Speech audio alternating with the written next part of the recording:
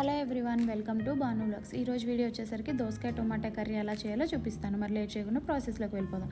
First అయితే 1/2 kg దోసకాయ తీసుకొని కట్ చేసుకొని ఆ తర్వాత అలాగే 4 మీడియం సైజ్డ్ టొమాటో, 2 పచ్చిమిర్చి, అలాగే 1 మీడియం సైజ్డ్ ఆనియన్ కట్ చేసి పక్కన పెట్టుకోవాలి. ఆ తర్వాత స్టవ్ ఆన్ చేసుకొని బాండి పెట్టుకొని అందులో ఆయిల్ వేసుకొని ఆయిల్ హీట్ అయిన తర్వాత పోపు వేసిన తర్వాత ఫస్ట్ అయితే దోసకాయ అలాగే పచ్చిమిర్చి వేసుకోవాలి. ఇవి ఒక 2 minutes మూత పెట్టి మగ్గిస్తే ఏంటంటే దోసకాయ అనేది మనకు ఫాస్ట్గా మగ్గుతాయి.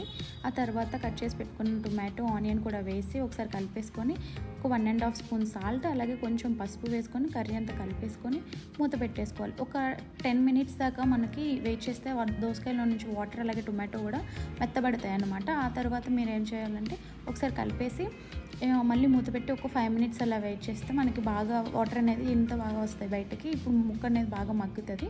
సో ఈ స్టేజ్లోనే ఒకసారి వాటర్ కంప్లీట్గా మునిగేంత వరకు వాటర్ వేసేసుకొని దానిలోనే కారం కూడా 1.5 స్పూన్ కారం పట్టింది నాకు. మీ స్పైస్ లెవెల్ బట్టి మీరు వేసుకోండి. ఒకసారి కలిపేసుకొని ఈ స్టేజ్లోనే మీరు కావాలని సాల్ట్ కూడా చెక్ చేసుకొని యాడ్ చేసుకోండి. మూత కలిపేసుకొని మూత పెట్టేసుకొని ఒక 5 to 6 minutes దాకా చూస్తే మనకి కర్రీ అనేది చాలా దగ్గరికి అవుతుంది. ఈ స్టేజ్లోనే మీరు ముక్క కూడా చెక్ చేసుకోండి. క్లియర్గా వీడియోలో అర్థమవుతుంది మీకు ముక్క అనేది చాలా బాగా ఉడికింది. ఒకవేళ ఉడకపోతే ఇంకొక 2 minutes ఆగండి. ఆ తర్వాత కొత్తిమీర వేసుకొని వెంటనే స్టవ్ ఆఫ్ చేయకుండా ఒక 2 minutes మూత పెట్టి ఉంచితే ఫ్లేవర్ అనేది చాలా బాగా వస్తుంది. ఆ తర్వాత లాస్ట్లో వచ్చేసరికి మనకి పచ్చి కొబ్బరి కానీ ఎండు కొబ్బరి కానీ వేసుకుంటే టేస్ట్ అనేది ఇంకా చాలా బాగుంటుంది. పచ్చి కొబ్బరి అయితే బాగుంటుంది, కానీ నేను ఎండు కొబ్బరి వేసాను.